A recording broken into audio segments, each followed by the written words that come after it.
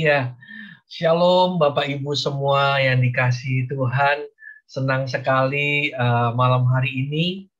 Saya pertama kali ada di persekutuan doa ini. Sudah dengar sudah lama ya, termasuk dari rekan pelayanan saya, Bapak Alan. Dulu Bro Alan, sekarang Bapak Alan karena sudah mengembang ke kanan ke kiri gitu ya, badannya juga dan keturunannya. Shalom Bro Alan, ya lagi healing dia ke Jogja. Ya, shalom Bapak Ibu semuanya. Terima kasih mempercayakan saya bisa melayani di PD ini. PD yang saya sudah banyak kenal dan saya sempat juga melayani di persekutuan yang di tempat lain gitu, dan saya melihat antusias yang luar biasa, dan saya juga dulu pernah dengar bagaimana persekutuan ini melayani di dalam pujian penyembahan gitu ya, dan terus eksis sampai hari ini, dan itu sesuatu yang luar biasa. Banyak persekutuan-persekutuan bermekaran, tapi persekutuan yang tetap setia, tetap berdiri. Saya percaya itu karena ada orang-orang yang setia, dan saya percaya ada rencana Tuhan yang besar juga atas persekutuan ini, dan orang-orang yang terpilih lah yang akan mendapat mahkota. Terpuji nama Tuhan. Buat ini saya nggak peres gitu ya, tapi saya lihat walaupun liburan gitu ya, banyak yang lagi healing atau apa, tapi tetap tetap ada gitu Bapak Ibu. Dan saya awalnya saya juga berpikir apa mungkin ya di tanggal liburan Bapak-bapak ini datang, ternyata belasan orang masih tetap datang, dan itu wow, luar biasa loh.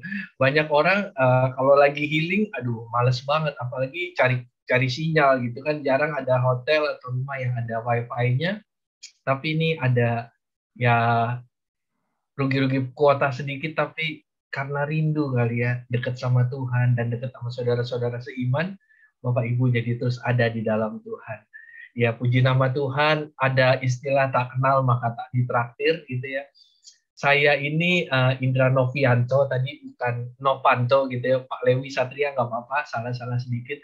Yang penting Tuhan Yesus catat nama saya di kitab kehidupan, nggak mungkin salah gitu ya. Yang penting saya nggak, kalau Novanto mungkin takutnya konotasinya ada yang bersaudara dengan yang waktu itu sempat di KPK gitu ya. Tapi saya Novianto gitu ya. Ya, tapi nggak apa-apa. Saya pelayanan bersama Bapak Alan dari tahun awal-awal 2000-an gitu ya. Saya pelayanan full timer, dan kakaknya eh, almarhum Ibu Jenny termasuk kakak rohani saya juga, dan kami melayani di sana selama belasan tahun gitu ya. Dan puji nama Tuhan, hari ini nggak tahu Bro Alan masih di gereja yang saya yang lama atau enggak ya. Saya memulai sebuah perintisan pelayanan gereja berawal dari sebuah komunitas gitu ya. Makanya saya itu terpanggil melayani pemuritan one on one gitu ya. Ketika di tahun awal-awal saya bertobat, ini sedikit kilas dulu ya.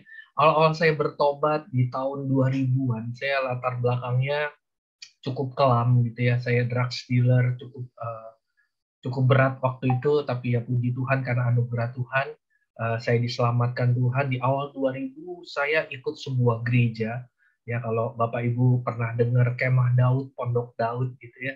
Di awal-awal pertobatan saya bergereja di sana, dan itu saya tertanam sekali tentang pemuritan. Ya kalau waktu itu mungkin ada Perkantas atau ada apa, LPMI juga dulu terkenal, tapi saya pemuritan, jadi saya itu harus bertobat, saya harus memuridkan, dan muridnya itu bukan dari gereja itu, tapi harus mencari murid gitu. Makanya begitu Bro Alan sharing dan Pak Lewi juga sharing tentang persekutuan ini, bagaimana memuridkan, dan saya lihat walaupun lagi healing tetap ikut persekutuan ini, saya percaya ini adalah murid-murid Tuhan yang setia gitu ya. Kalau Tuhan Yesus naik ke sorga itu disaksikan murid, saya percaya ketika Tuhan Yesus turun dari sorga yang menyaksikan murid. Saya rindu setiap kita yang malam hari ini ada di persekutuan ini tetap jadi muridnya Tuhan. Amin. Ya, walaupun di luar sana ada banyak pengajaran, ada banyak hal-hal yang membuat iman kita jatuh, iman kita rontok, karena mungkin selama 2 tahun ada banyak hal-hal yang kita lewati dengan internet gitu ya, dengan jaringan YouTube, pengajaran-pengajaran YouTube, ada banyak sekali pengajaran. Kemarin ada baru saya ngeh gitu ya, ternyata saya sebagai gembala, saya ngerasa kehilangan gitu ya. Ternyata di awal pandemik, salah satu jemaat saya gitu ya, dia ikut pengajaran saksi Yehova.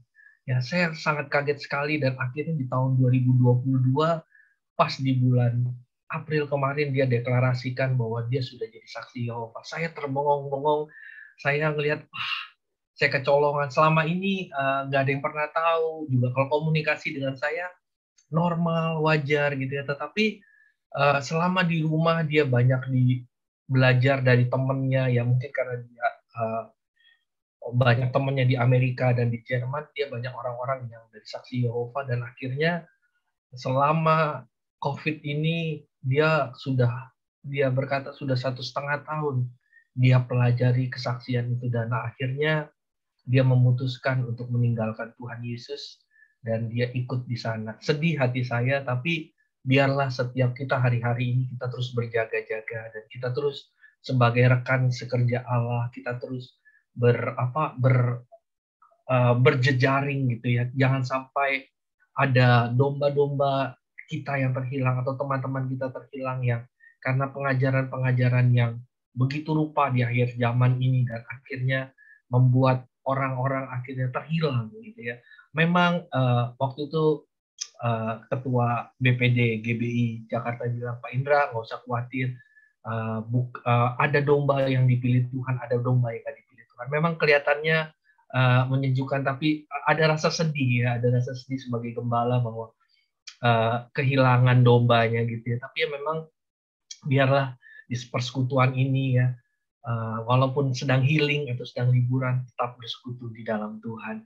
Ikuti pengajaran-pengajaran yang baik agar kita bertumbuh di dalam pengenalan akan Tuhan yang benar.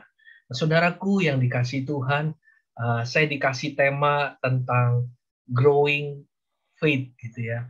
Nah, hari ini saya terambil dari 2 Petrus 1 ayat yang kelima. 2 Petrus 1 ayat yang kelima, kalau Bapak Ibu bisa baca ya di screen, dikatakan begini.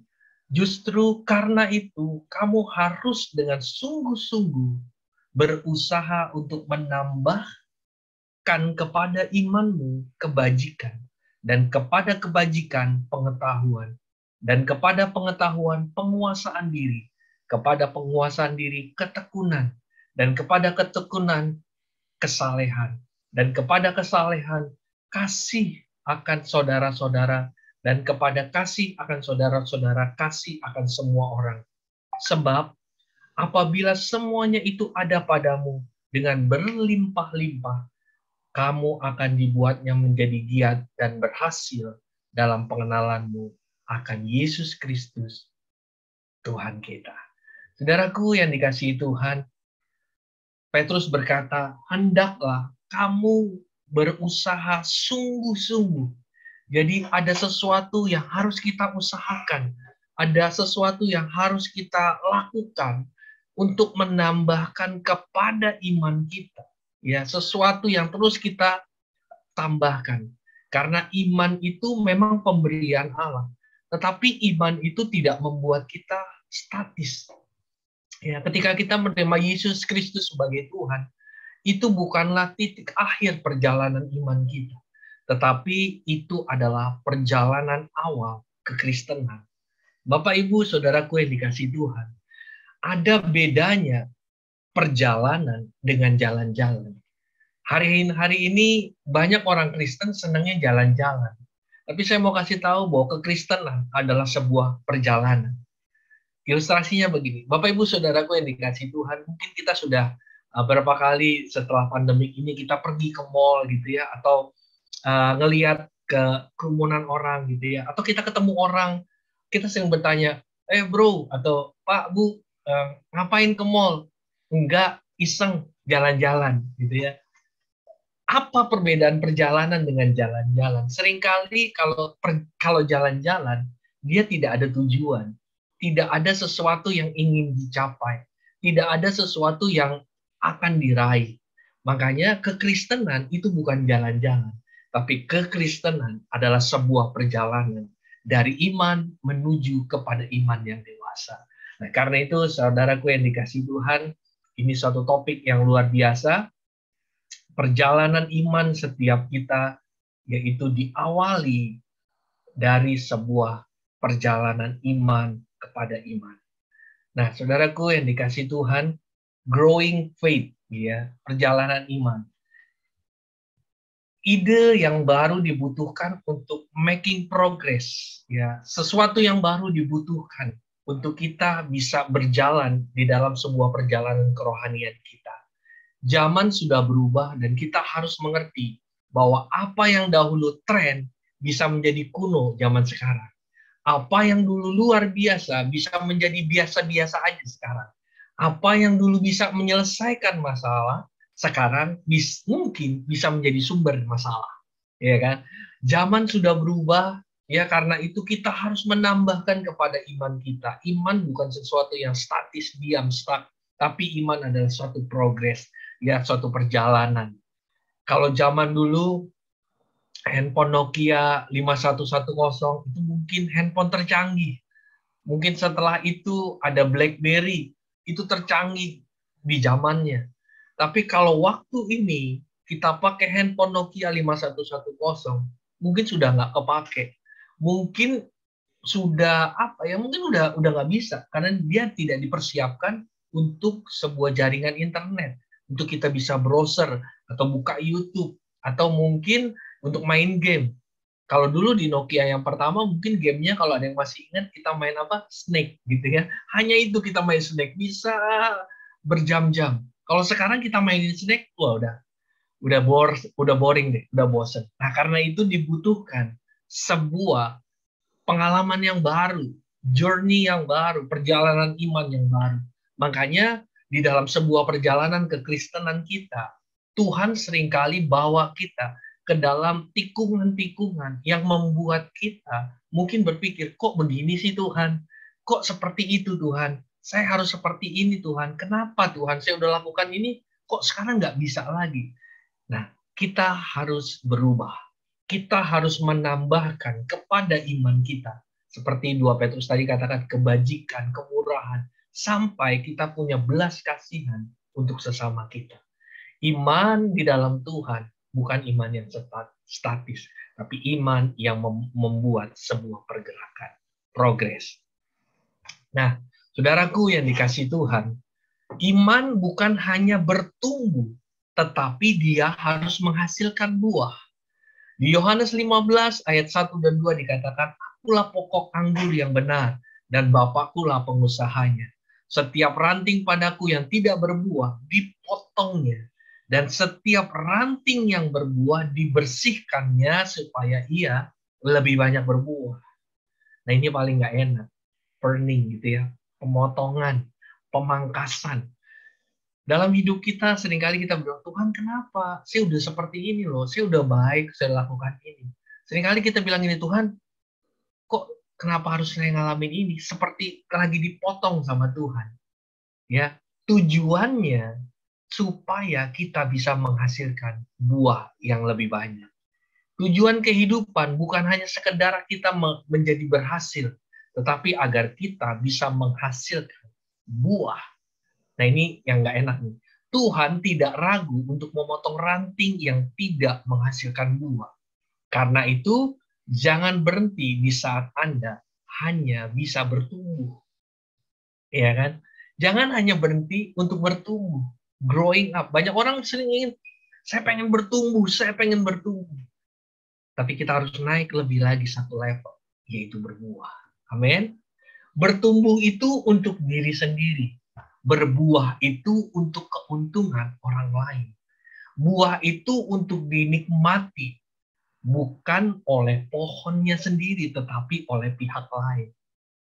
Bertumbuh itu untuk diri sendiri. Maksudnya begini, ketika kita bertumbuh, kita sedang memasukkan sesuatu buat kita, sehingga kita bertumbuh. Makanya banyak setiap kita ketika pandemik, ya kan, mengembang ke kanan dan ke kiri. Dulu Pak, sebelum pandemik timbangan saya 50 Pak. setelah pandemik sekarang 55, 56 nggak mau turun, Pak. Bukan yang seperti itu. Itu bukan bertumbuh. Itu mengembang ke kanan dan ke kiri. Ya. Nah, ada yang Tuhan mau yaitu berbuah. Berbuah berbicara sesuatu yang keluar dari sebuah pohon yang bisa dinikmati oleh orang lain. Tidak ada pohon yang memakan buahnya sendiri, tapi pohon dinikmati oleh orang lain. Buah dinikmati oleh orang yang lewat. Buah dinikmati oleh orang yang ada di sekitar pohon itu, termasuk kita. Iya nggak? Nah, terkadang pohon yang manis itu pohon yang sering disambitin orang. Ya, Bapak Ibu, mungkin kita masih sejaman gitu ya, dimana kalau ada rambutan, ada mangga ketika kita pulang sekolah, kita masih suka timpuk gitu ya, kita masih suka bahasanya tuh disengget gitu ya. Akhirnya tuh pohon sakit atau ditimpuk. Kalau kehidupan kita manis, mungkin banyak ditimpuk orang gitu ya, banyak diambil orang, banyak orang pengen memanfaatkan kita. Itu tandanya kita sudah berbuah. Amin. Nah, memang nggak enak, tapi percayalah, buah itu kalau manis, itu memuliakan nama Tuhan. Karena Tuhan mau kita nggak hanya berhenti di bertumbuh, tetapi berbuah. Begitu pula dengan iman.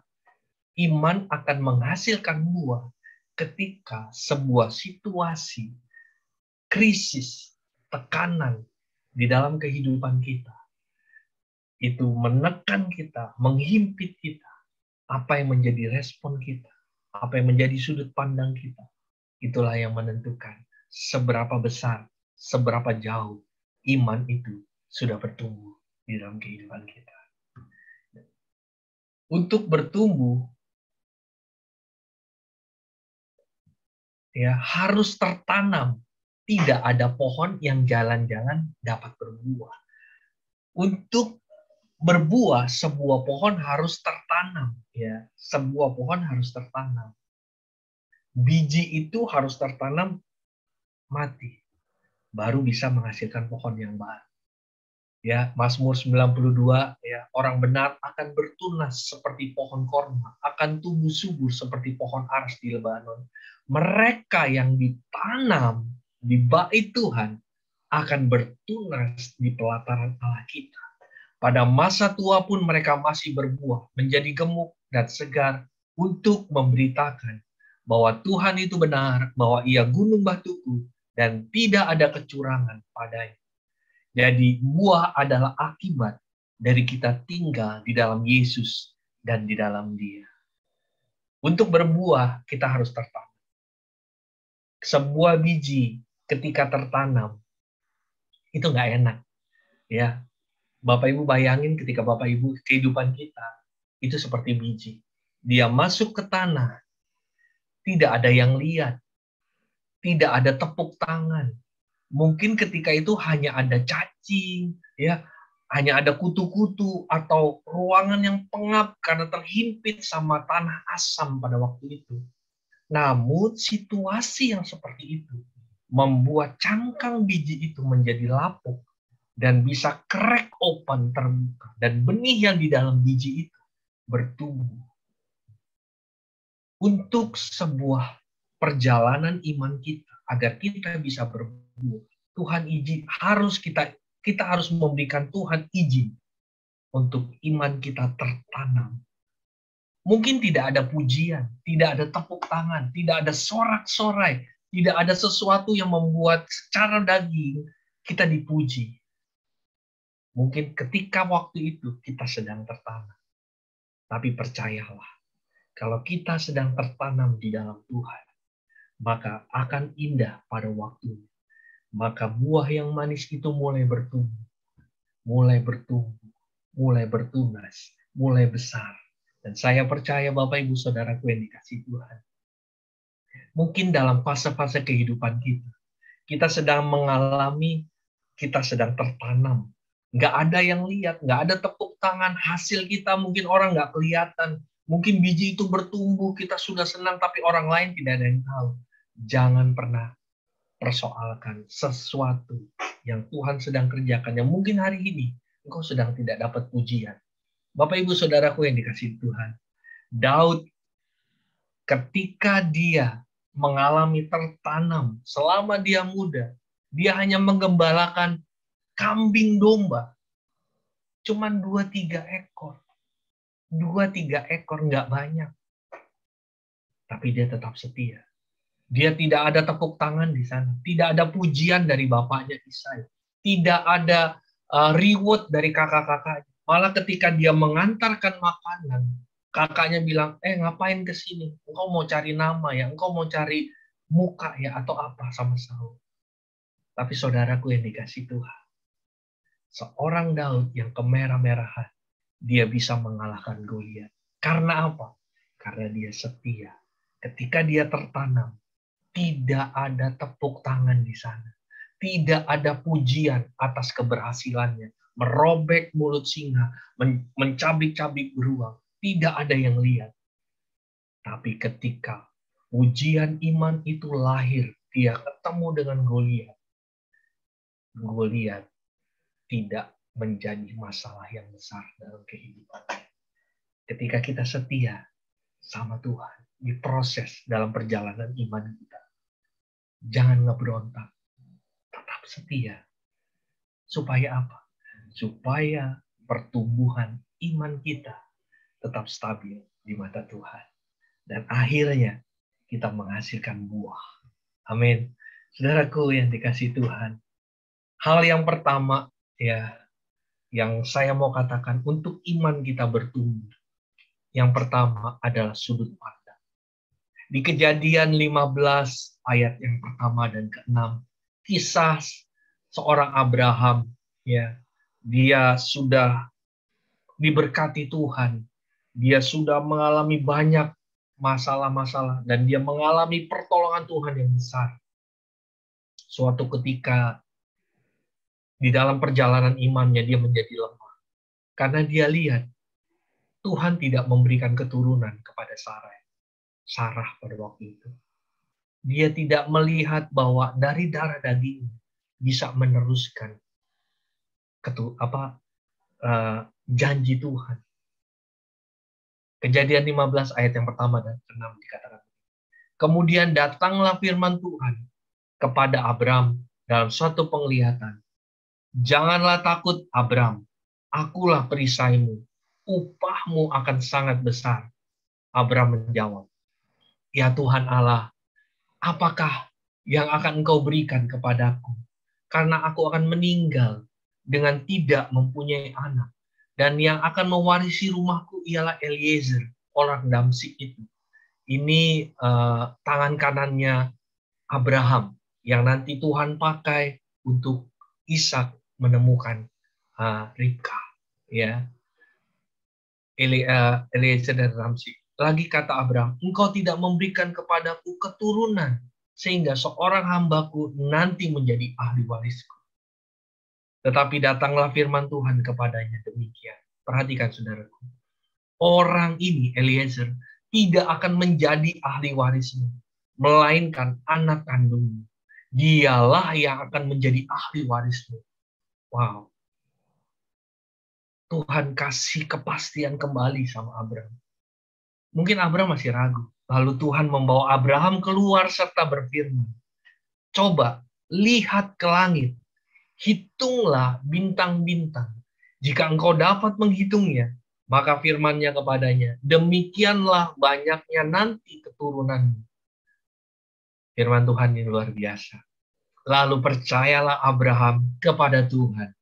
Maka Tuhan memperhitungkan hal itu kepadanya sebagai kebenaran. Untuk Abraham saat itu Eliezer, tetapi yang Tuhan tunjuk bukan Eliezer. Karena Abraham melihat realita, namun Tuhan melihat janjinya. Yang belum ada di mata Abraham, itu sudah ada di mata Tuhan.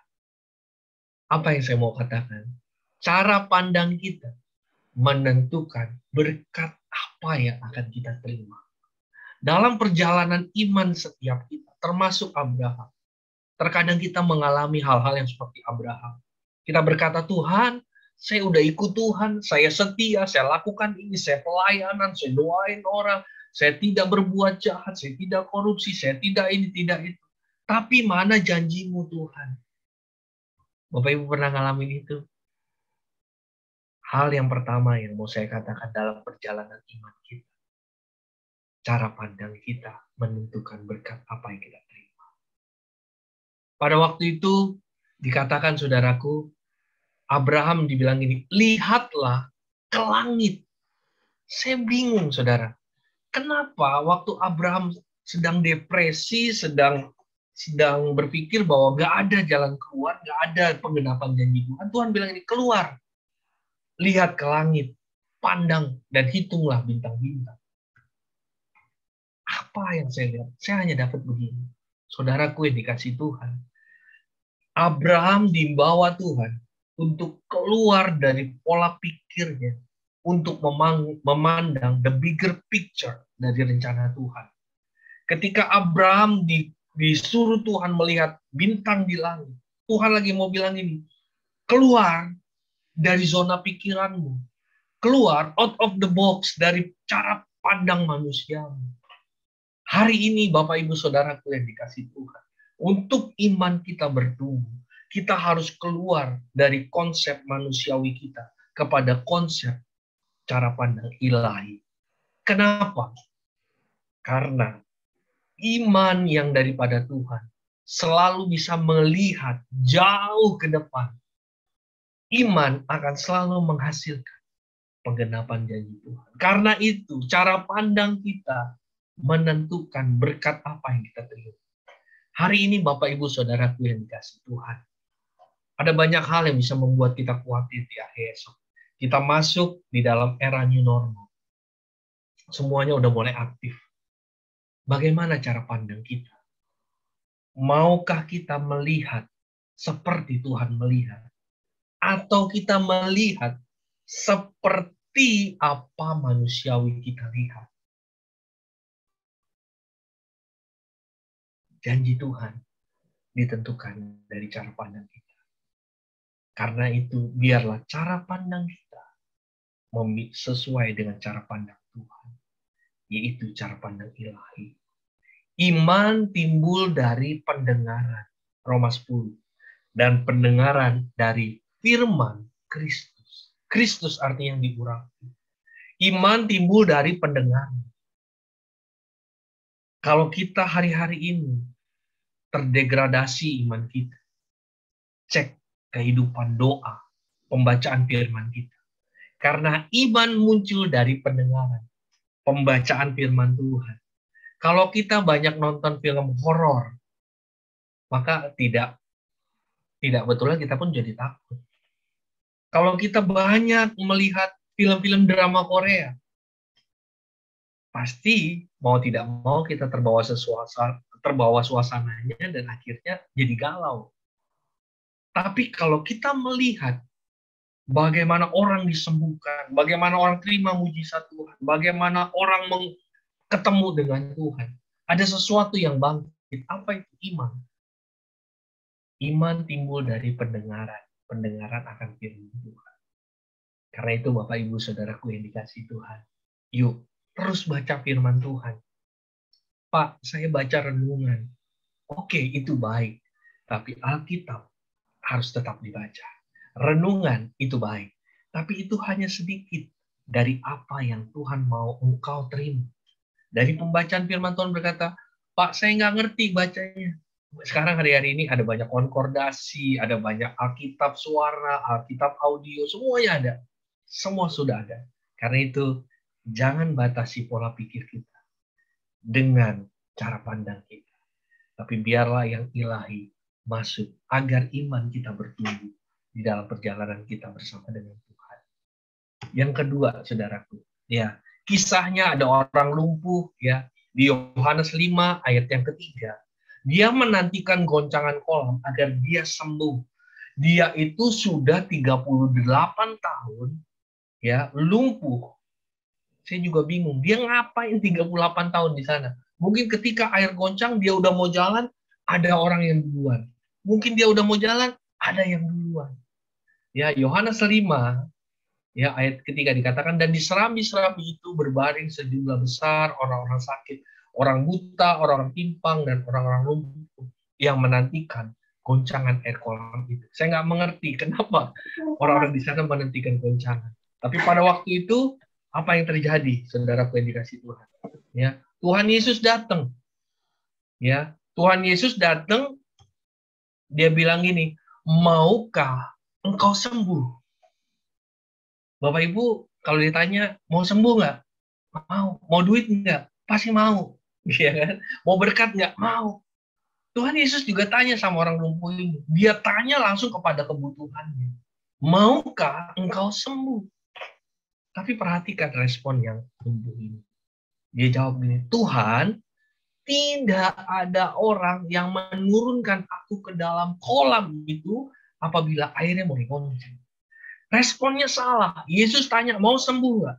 Ya atau tidak? Tapi dia bilang, mana mungkin? Membaca aja aku sulit. Bagaimana mungkin Tuhan? Nggak ada yang menurunkan. Dia menyandarkan imannya kepada pertolongan manusia. Sedangkan yang berdiri di hadapannya adalah Tuhan penyembuh. Saudaraku yang dikasih Tuhan. Yang pertama cara pandang, yang kedua respon. Apakah respon kita ketika kita melewati sebuah situasi di dalam kehidupan kita hari-hari ini? Kalau kita ingin dewasa, cara pandang dan respon kita harus kita ganti. Kalau kita ingin masuk ke dalam satu dimensi yang baru, untuk kita bisa masuk di dalam rencana Tuhan, menjadi dewasa, cara pandang dan respon kita harus benar. Biarlah kita hari-hari ini tidak menjadi seperti yang lumpuh. Kita menyandarkan iman kita kepada pertolongan manusia dan tidak menyandarkan pertolongan kita kepada Tuhan. Saya percaya kalau kita menyandarkan pertolongan kita kepada manusia, ketika orang itu jalan, kita bersandar, kita akan jatuh terjengkal. Tapi kalau kita menyandarkan iman kita kepada Yesus Kristus Tuhan, kitab Ibrani berkata, pengharapan itu adalah sauk yang kuat, yang kokoh, yang menjadi jawaban dalam kehidupan kita. Amin. Saudaraku yang dikasih Tuhan, ya, ini seorang Josh Linen, 38 tahun. Dia seorang yang melakukan perjalanan eksplorasi di dalam sebuah gua di Wales, di Inggris.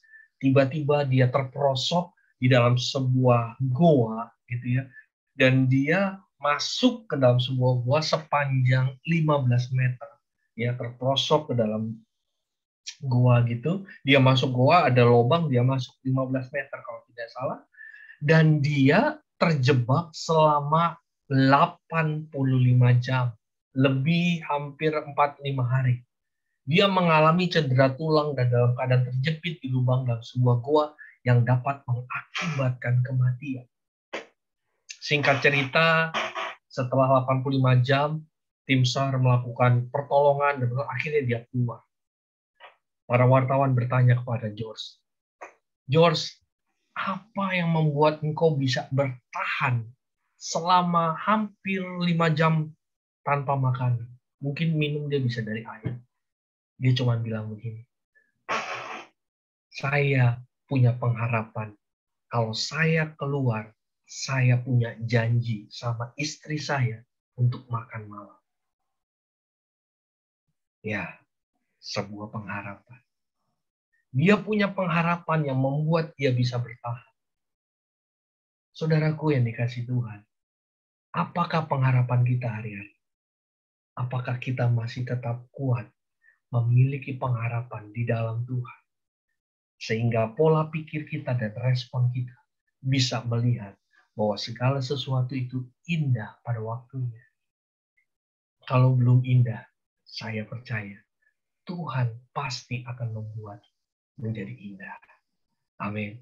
Bapak Ibu Saudaraku yang dikasihi Tuhan, biarlah hari-hari ini dalam setiap kita punya cara pandang dan respon yang benar untuk ikut di dalam Tuhan.